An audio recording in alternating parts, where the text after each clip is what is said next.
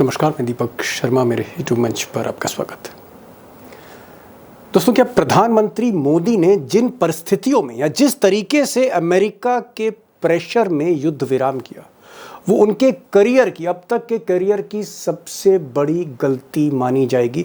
और इस गलती के चलते मोदी की कुर्सी पर, मोदी के फैसलों पर अब बेहद गंभीर सवाल उठने लगे। सच्चाई यह है कि आरएसएस की टॉप लीडरशिप और बीजेपी के कई नेता इस फैसले का अंदर ही अंदर विरोध कर रहे हैं। और पहली बार इसका नतीजा यह है कि मोदी अलग थलग पड़ते जा रहे हैं और विपक्ष जो अपोजिशन है, फॉर द फर्स्ट टाइम, पहली बार 11 वर्षों में, मैं कहूँगा पहली बार मोदी पर हावी होता जा रहा है। अपोजिशन एग्रेसिव होता जा रहा है। अब दोस्तों, ये बात सही है कि मोदी ने जिस तरह से एक हारे हुए मुल्क के साथ तीसरे देश के कहने पर समझौता किया है, फैक्ट ये है, उससे कहीं ना कहीं उनकी जो छवि है दुनिया के सामने कमज़ोर हुई है। उनका जो बेस वोट है, जो उनके भक्त हैं, उनके पार्टी के जो कार्यकर्ता हैं, वहाँ भी उनकी जो इमेज है उसको डेंट लगा है। एक कमज़ोर मोदी को पहली बार उन्हीं के लोग देख रहे हैं। और शायद इसीलिए अपने लंबे कैरियर में 2000 से लेकर 2025, इस सिल्वर जुबली कैरियर, मुख्यमंत्री से लेकर प्रधानमंत्री, इस सफ़र में इतनी बड़ी क्राइसिस से मोदी पहले नहीं गुजरे। और ऐसा लगता है कि कॉन्फिडेंस गेन करने के लिए वो बार बार होम स्टेट जा रहे हैं, गुजरात जा रहे हैं, वहाँ पर रोड शो कर रहे हो, चाहे बड़ौदा में रोड शो कर रहे हो, चाहे भुज में रैली कर रहे हो, चाहे वो अहमदाबाद जा रहे हो। और इस बार रैली में मोदी जिस तरह की स्क्रिप्ट पढ़ रहे हैं, उसका मकसद सिर्फ एक है, भरोसा पाना, लोगों का भरोसा पाना। और इसीलिए बड़े बड़े डायलॉग बाजी हो रही है। पाकिस्तान के अवाम को आगे आना होगा। सुख चैन की जिंदगी जियो, रोटी खाओ, वरना मेरी गोली तो है ही। मोदी की नसों में लहू नहीं, गरम सिंदूर बह रहा है। अब मोदी जी के जो पैतरे हैं, इनको विपक्ष समझ रहा है, और खासकर कांग्रेस कह रही है कि भाई मोदी जी की जो क्रेडिबिलिटी है, जो साख है, वो घटती चली जा रही है। सच्चाई ये है कि अब उनको कोई सीरियस नहीं लेता। कांग्रेस का आरोप है। और कांग्रेस ये भी कह रही है कि जो डायलॉग बाजी हो रही है, ये सिर्फ मोदी अपना कॉन्फिडेंस गेन करना चाहते हैं, जो कॉन्फिडेंस 10 मई के बाद से बिखरा हुआ है। और यूं दिन भर डायलॉग दे रहे हैं, रगों में खून, रगों में सिंदूर, सिंदूर ठंडा, खून गरम, खून ठंडा, सिंदूर गरम। क्या है ये? मजाक बना रखा है इस पद का? कोई मर्यादा है या नहीं इस पद की? इस पद के साथ जिम्मेदारियां जुड़ी हैं, डायलॉग बाजियां नहीं जुड़ी हैं। अब दोस्तों, आज मैंने गुजरात में कई लोगों से बात करी, जिसमें कुछ पत्रकार भी शामिल थे। और उनका ये कहना था कि साहब, यहाँ लोकल लोगों को ये समझ नहीं आ रहा है कि जो घटना है, जो मेन आतंकी हमला है पहलगांव कश्मीर में हुआ, उसके बाद पाकिस्तान ने गोलीबारी करी पुंछ में, रजौरी में, तकरीबन 15-20 हमारे नागरिक शहीद हो गए। मोदी जी पहलगांव क्यों नहीं जा रहे? मोदी जी श्रीनगर क्यों नहीं जा रहे? वहां सिक्योरिटी की मीटिंग क्यों नहीं ले रहे? मोदी जी पुंछ क्यों नहीं जा रहे? रजौरी क्यों नहीं जा रहे? वहां पर उन लोगों से क्यों नहीं मिल रहे जिन्होंने अपने किसी न किसी परिजन को पाकिस्तान की गोलीबारी में गवा दिया है? वहां क्यों नहीं जा रहे? गुजरात क्यों आ रहे हैं मोदी जी? अब ये एक ऐसा सवाल था, मुझे लगता है कि इसका जवाब ना मोदी जी के पास है और ना ही बीजेपी के पास है। बहरहाल, लोग जो भी सवाल उठाएं, पत्रकार जो भी सवाल उठाएं, मोदी जी अपनी गति से चलते हैं। और इसीलिए ना सिर्फ वो रोड शो कर रहे हैं, अपने ऊपर फूल भी बरसवा रहे हैं। और फूल कौन बरसा रहा है? सोफिया कुरैशी, कर्नल सोफिया कुरैशी के परिवार वाले, वो भी फूल बरसा रहे हैं। और उनकी जो बहन है, उनकी पत्रकारों से बात हुई थी, सोफिया कुरैशी की बहन बता रही कि साहब, हमको तो कलेक्टर साहब ने कहा, तो हमें बुलाया गया और कहा कि भाई फूल बरसाने हैं मोदी जी पे, तो वो फूल बरसाए। बहरहाल, मैं इस पर नहीं जा रहा हूँ कि मोदी जी फूल क्यों बरसवा रहे हैं, क्या पाकिस्तान से समझौता करने की खुशी में पुष्प वर्षा हो रही, मैं सवाल पे नहीं जा रहा हूँ। लेकिन मैं विपक्ष के पॉइंट ऑफ व्यू से कुछ बातें रखना चाहता हूँ कि फॉर द फर्स्ट टाइम जो अपोजिशन है, वो कहीं ना कहीं सरकार पर हावी होता जा रहा है। जिस तरह से मोदी जी की विदेश नीति फेल हुई है, जिस तरह से मोदी ने पहली बार ऑल पार्टी डेलीगेशन विदेशों में भेजा है, अमेरिका भेजा है, मिडिल ईस्ट भेजा है, यूरोप भेजा है, साउथ ईस्ट एशिया भेजा है, जिसमें ज़्यादातर कांग्रेस के लोग हैं, टीएमसी के लोग हैं, ओवैसी साहब और भी कई लोग हैं, उसमें शरद पवार की बेटी हैं, उसमें डीएमके की कानी मोजी हैं, उसमें समाजवादी पार्टी के लोग हैं।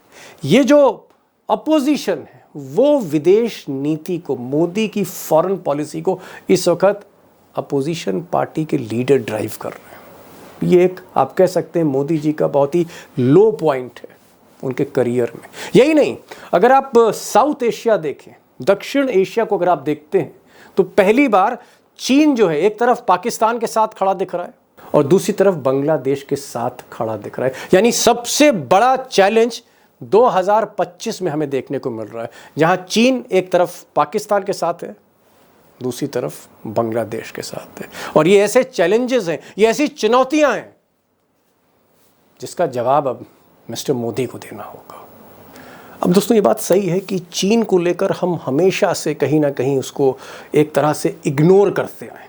हम दुश्मन पाकिस्तान को मानते हैं, चीन को उतना बड़ा दुश्मन नहीं मानते, बल्कि हकीकत यह है कि ये जो युद्ध था या युद्ध जैसी जो स्थिति थी जहाँ कंप्रोमाइज़ करना पड़ा हमारे मुल्क को, उसके पीछे सारा खेल चीन का ही था, चीन का ही था। और चीन ने आज दोनों फ्रंट पर, चाइना पाकिस्तान, चाइना बांग्लादेश, ये जो फ्रंट है ना सिर्फ मोदी के लिए, ना सिर्फ मोदी सरकार के लिए, देश के लिए एक बड़ी चुनौती है। और इसीलिए दो बड़े सवाल हैं कि आगे क्या होने जा रहा है मोदी गवर्नमेंट को लेकर। और सबसे बड़ा सवाल, मोदी जी की कुर्सी आगे चलकर अब कितनी महफूज है, कितनी सुरक्षित है। दो बड़े सवाल हैं, कॉम्प्लेक्स भी हैं। और इसीलिए आज दो खास मेहमान हैं, दोनों ही मैं कहूँगा दिग्गज पत्रकार हैं, मोदी पे रिसर्च है, राजनीति के भी पुरोधा हैं। जी हाँ, हमारे साथ आज होंगे हरी देसाई जी, गुजरात से जुड़ेंगे क्योंकि गुजरात का मामला है। हरी देसाई पिछले 35-40 वर्षों से मोदी जी पे ही रिसर्च कर रहे हैं, इंडियन एक्सप्रेस जैसे अखबार के एडिटर रहे हैं। और हमारे साथ जाने माने पत्रकार श्रवण कुमार गर्ग होंगे। मुझे लगता है गर्ग साहब और देसाई साहब को उनकी एक एक बात को गौर से सुनिएगा। आज बहुत सी जानकारियां आपको मिलने जा रही हैं, बड़ा गहराई में मंथन करने जा रहे हैं हम तीनों। श्रवण जी, सबसे पहला सवाल तो आपसे ही पूछूंगा। सवाल इस बात का है कि मोदी जी पुंछ नहीं जाते हैं जहां पर तमाम हमारे जो नागरिक हैं शहीद हो गए पाकिस्तान की गोलाबारी में। कलकत्ता से, बंगाल से तृणमूल कांग्रेस का डेलीगेशन पहुंच गया पुंछ, तमाम जो है विपक्षी दल के लोग पुंछ पहुंचे, राहुल गांधी पहुंच गए, लेकिन मोदी जी नहीं गए। और मोदी जी पहलगांव में भी नहीं गए, जो आप कह सकते हैं केंद्र बिंदु है। मोदी जी गुजरात में रोड शो कर रहे हैं। और एक चीज जो मुझे समझ नहीं आ रही श्रवण जी, कि उन पर फूलों की बारिश हो रही है।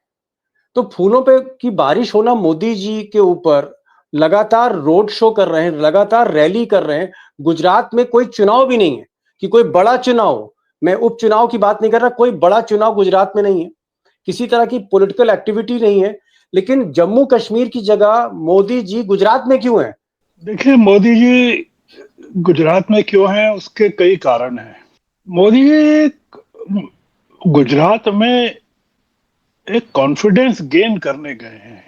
मोदी जी हिले हुए, पूरी तरह से शेटर्ड हैं। अगर आप उनके भाषण देखें, भुज में, दोहद में, बड़ौदा की रैली में, आप सोचिए कि ये ओकेजन फूल बरसाने का नहीं था, नहीं है। ये किसी भी तरह से स्वागत करवाने का नहीं है कि हजारों महिलाएं स्वागत करें मोदी जी का। कर्नल सोफिया की बहन के बारे में आपने जिक्र किया, परिवार के बारे में जी। टीवी टुडे की प्रीति चौधरी ने उसकी पूरी पोल खोल दी। कर्नल सोफिया की बहन से बात की उन्होंने, लाइव है वो, सोशल मीडिया पर है। और वो कह रही है कि हमको कलेक्टर ने फोन करके कहा कि आपको आमंत्रित किया, बोले कलेक्टर ने। और आप बताइए कि कलेक्टर अगर आमंत्रित कर रहा है और वो नहीं जाए और बड़ौदा में नहीं जाए, जो कि सेंट्रल गुजरात का इम्पोर्टेंट इलाका है, मुस्लिम पॉपुलेशन के लिहाज से दोहद भी है और बड़ौदा भी है, और वो मना कर दें तो क्या मैसेज जाएगा। और फिर मोदी जी को पता भी था कि वो हैं, तो वो आई कांटेक्ट भी हुआ, उन्होंने वेलकम भी किया। ये अद्भुत है जो मोदी जी कर रहे हैं ना, कि नेहरू जी की पुण्यतिथि पर सरदार पटेल को श्रद्धांजलि दे रहे हैं, मानित कर रहे हैं। पीओके ले लेते 1947 में, भाई 2019 में आपको किसने रोका और अभी किसने रोका? पहलगाम में किसने रोका आपको जाने से? ऑपरेशन सिंदूर में आपको पीओके पर कब्जा करने से किसने रोका? कुछ हो गया है। मोदी जी की को अगर आप देखें, उनको गुजरात में क्लोजली वॉच करें, उनकी बॉडी लैंग्वेज को, उनके बोलने के तरीके को, जैसे एक परीक्षा देने कोई जा रहा हो छात्र, स्टेशन पे खड़ा हो, बेसब्री से ट्रेन का इंतजार कर रहा हो, ट्रेन आई हो और अचानक ट्रेन चलने के पहले उसका कोई हाथ पकड़ के पीछे खींच ले प्लेटफॉर्म पे, और वो कैसा हो जाता है। ये उस तरह का मामला है कि मोदी जी एक इस तरह की मुद्रा में है कि जैसे 22 साल का उनका पॉलिटिकल कैरियर 22 जी मिनट के ऑपरेशन सिंदूर ने शेटर कर दिया हो।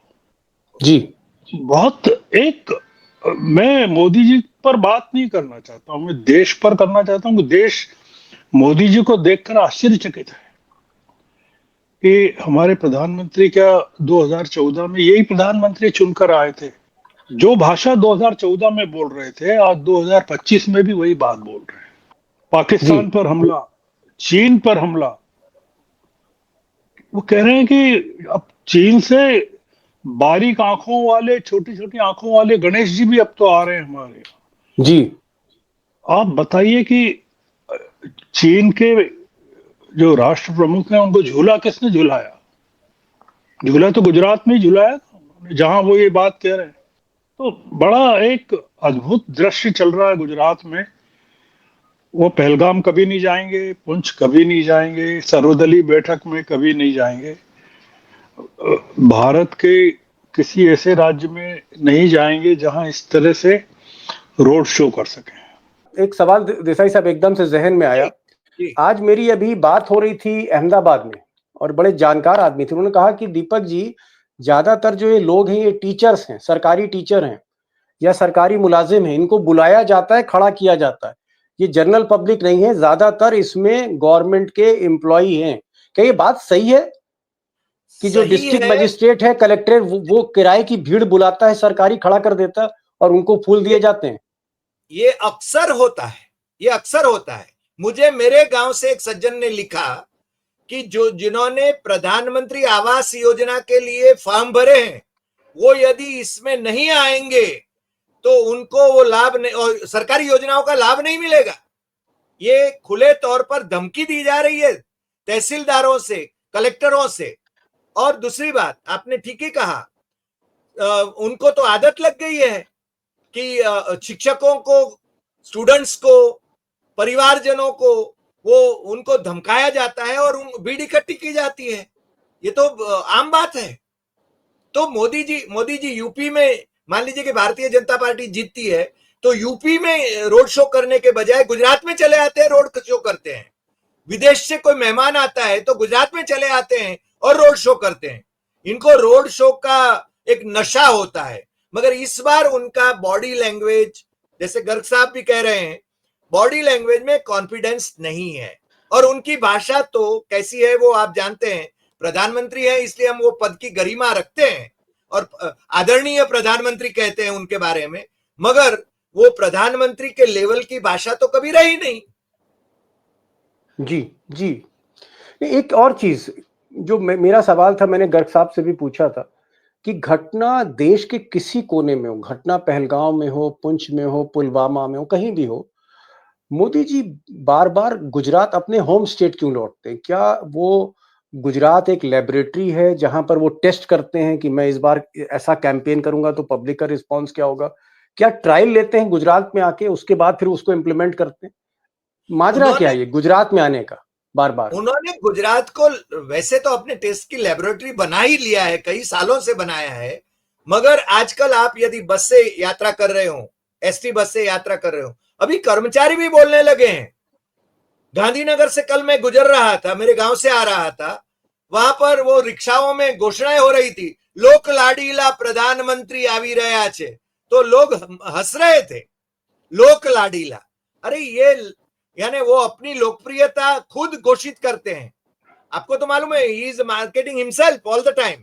गर्ग साहब, आपने एक सवाल किया और जब जवाब आप दे रहे थे गर्ग साहब, आपने जवाब में कहा कि पुंछ नहीं जाएंगे, जहां पाकिस्तान ने 7 मई के स्ट्राइक के बाद फायरिंग करी, तकरीबन 2 दर्जन से ज्यादा हमारे नागरिक वहां पर शहीद हुए, हताहत हुए, घायल हुए। आप कह रहे हैं पुंछ नहीं जाएंगे वो, यानी जहां पर हमारे नागरिक पाकिस्तान की गोलाबारी से। आप ये भी कह रहे हैं कि वो पहलगांव नहीं जाएंगे, जहां पर इतनी बड़ी घटना, आतंकी घटना हुई कि युद्ध जैसी नौबत आ गई। मोदी जी कश्मीर क्यों अवॉइड कर रहे हैं, क्यों नहीं जा रहे उन जगहों पर जहां पर शहादतें हुई हैं? आपने ये नहीं पूछा या कहा दीपक जी कि देश का प्रधानमंत्री मणिपुर क्यों नहीं गया अभी तक? कितने सालों से मणिपुर जल रहा है। मणिपुर के बारे में या नॉर्थ ईस्ट के बारे में षड्यंत्र चल रहा है बांग्लादेश और चीन का मिलके कि उसको भारत से अलग कर दिया जाए। प्रधानमंत्री वहां नहीं गए। आप उनके दौरे निकाल कर देखिए कि प्रधानमंत्री कहाँ गए, पिछले साल भर में कहाँ गए, पिछले 2 साल में कहाँ गए। अब पंजाब में चुनाव हुआ, पंजाब में चुनाव में नहीं गए। मिजोरम में चुनाव हुआ, मिजोरम नहीं गए क्योंकि मणिपुर से लगा हुआ था। प्रधानमंत्री का जो देश है दीपक जी, वो देश आपका, हमारा और इस देश की जनता का जो देश है उससे अलग देश है।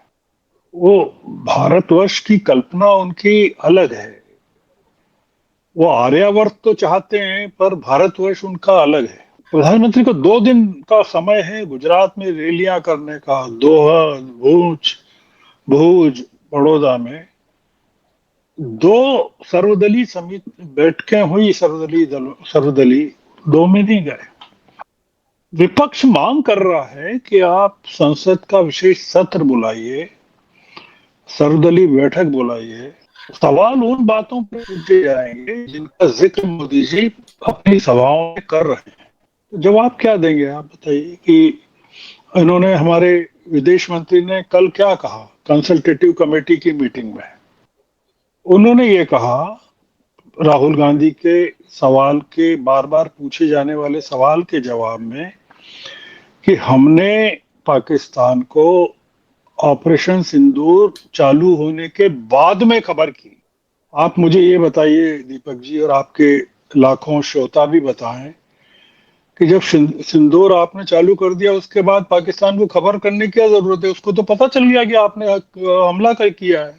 कोई पाकिस्तान इतना बड़ा देश तो है नहीं कि आपने किसी कोने पे हमला किया था। आप जब भावलपुर में कर रहे हैं, पंजाब के की नाभि पर कर रहे हैं, पीओके में कर रहे हैं, तो फिर आप ऑपरेशन सिंदूर के बाद आपने हमला बताया तो पाकिस्तान को क्या बताया आपने? उसको तो पता था, तो सब पहले से पता था।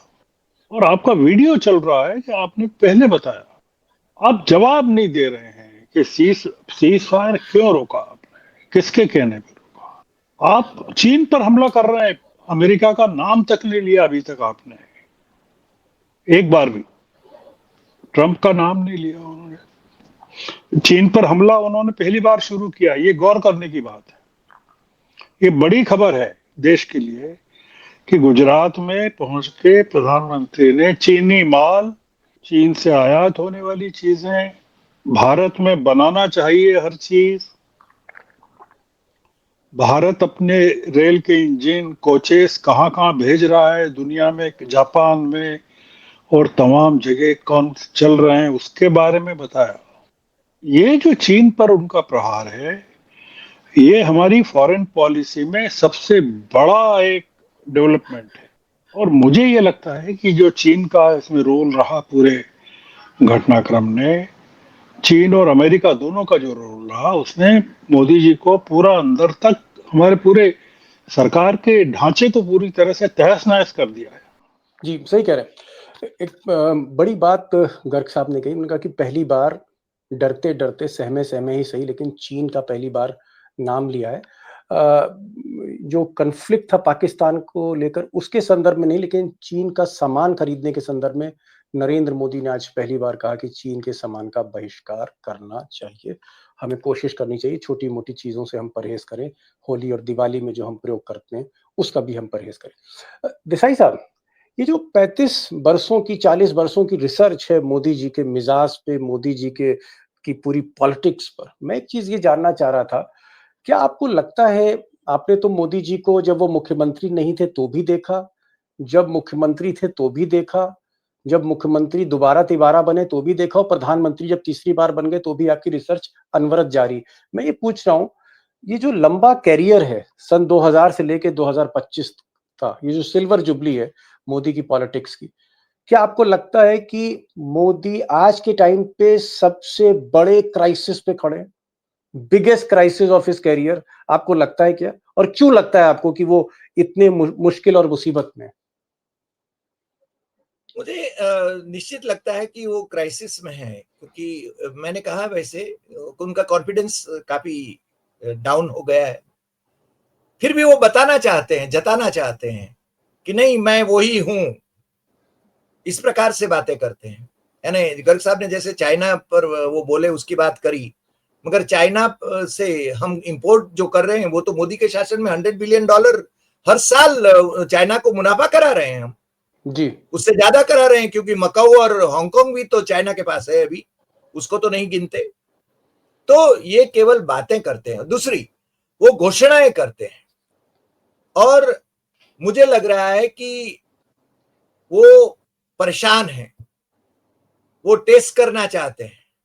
नागपुर अभी डाउन है थोड़ा, मगर आरएसएस नागपुर की ओर उनका इशारा जरूर रहने, उनके सब उनके दूरबीन नागपुर पर लगे होंगे, क्योंकि नागपुर को भी कैसे पटाया जाए, कैसे उसको वश किया जाए, वो उनकी तरकीबें होती है। जैसे संघ परिवार के सभी संगठनों पर उन्होंने अपने नुमाइंदों को बिठा दिया, और मगर अब मेरे ख्याल से मोहन जी ने जिस प्रकार से 3-3 बार अपने बौद्धिक में जैसे खुले तौर पर कहा, देवता बनने के लिए निकले हैं, भगवान बनने के लिए, अवतारी पुरुष बनने के लिए निकले हैं, ये इशारा तो उनकी ओर मोहन था। भागवत ने किया था। जी, हाँ, 2 बार नागपुर में और 1 बार मेरे ख्याल से झारखंड में। तो मोदी जी अपना स्ट्रेंथ है ना वो रिगेन करना चाहते हैं, मगर गुजरात में भी अब लोग है ना सवाल करने लगे हैं। और ये ओके, भीड़ तो इकट्ठा तो करते हैं, जो सरकारी तंत्र ही इकट्ठा कर, यानी ऑब्वियस है, सर्कुलर्स निकाले जाते हैं, धमकी दी जाती है कि आपको आना ही है। कोई भी पार्टी का कार्यक्रम है तो टीचर्स को और स्टूडेंट्स को वहां बुलाया जाता है, अनिवार्य रूप से उनको हाजिर रहना है। ये तो नई नई प्रणाली है, हमने तो पहले कभी नहीं देखा था। मगर इनमें जो एरोगेंस पहले से थी, पहले तो संघ के प्रचारक के नाते यदि कोई बैठक में शरीक होते थे तो वो पहले कुछ लोग बोलना चाहते थे तो पहले 2 लोगों को वो ऐसे हड़काएंगे कि बाकी के लोग बोल ही नहीं सकते। इनकी इनकी ऐसी एरोगेंस थी, उनके सामने बोलना मतलब डरते डरते थे। वो डर उनका एक माध्यम रहा है, वो डर धीरे धीरे खत्म हो रहा है गुजरात में भी, ये मैं तो जी। कहता हूं। मोदी का डर गुजरात में भी धीरे-धीरे अब खत्म हो रहा है। मोदी अपने करियर के एक ऐसे मोड़ पर हैं जहाँ चारों तरफ मुसीबत है, क्राइसिस है, कुछ भी हो सकता है। मैं ज़रा गर्ग साहब से एक ऐसा सवाल करना चाह रहा था, मुझे लगा कि मुझे सवाल कर ही देना चाहिए। सोच रहा था, मुझे लगा मैं कर ही देता हूँ। क्या आपको गर्ग साहब लगता है कि अगर ये क्राइसिस और बढ़ी, ये मुसीबत और बढ़ी और मामला आप खुद ही कह रहे हैं गंभीर है, क्या ऐसा नौबत आ सकती है कि मोदी स्टेप डाउन कर जाएँ?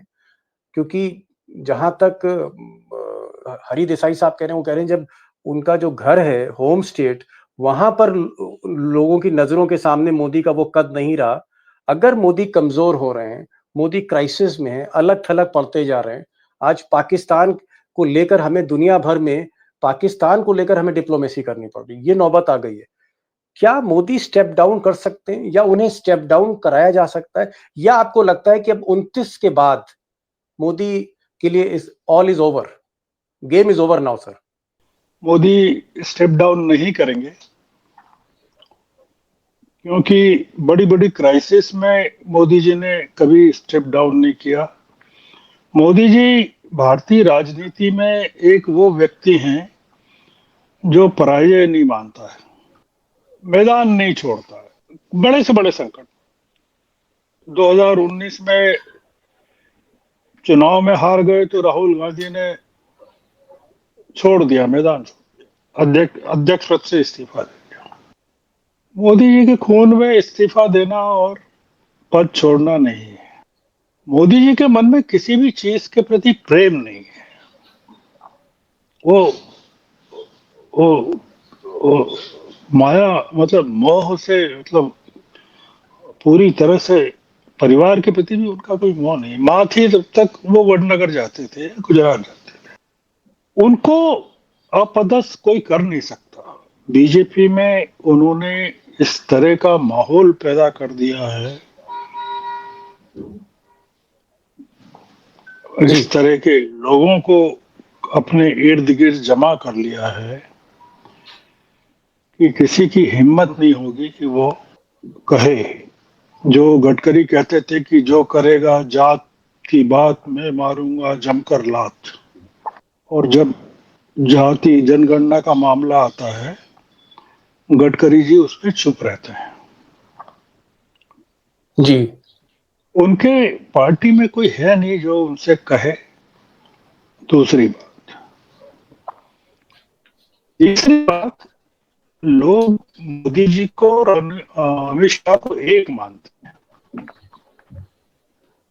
अगर दो मानते होते तो ये हो सकता था कि वो अमित शाह रिप्लेस कर देते। मोदी जी का रिप्लेसमेंट नहीं है कोई भी। मोदी जी को हटने का या हटाने का मतलब होगा बीजेपी का डिजास्टर जी। इस समय, जो कि न संघ अफोर्ड कर पाएगा न बीजेपी अफोर्ड कर पाएगी। जी। ऐसे समय में उनको बनाए रखना बीजेपी और संघ दोनों के लिए जरूरी है। तो इसलिए मैं, और तीसरी बात आपको कहता हूं कि मोदी जी को इसलिए नहीं हटाया जाना चाहिए कि विपक्ष के पास उनका कोई विकल्प अभी नहीं है। ओके।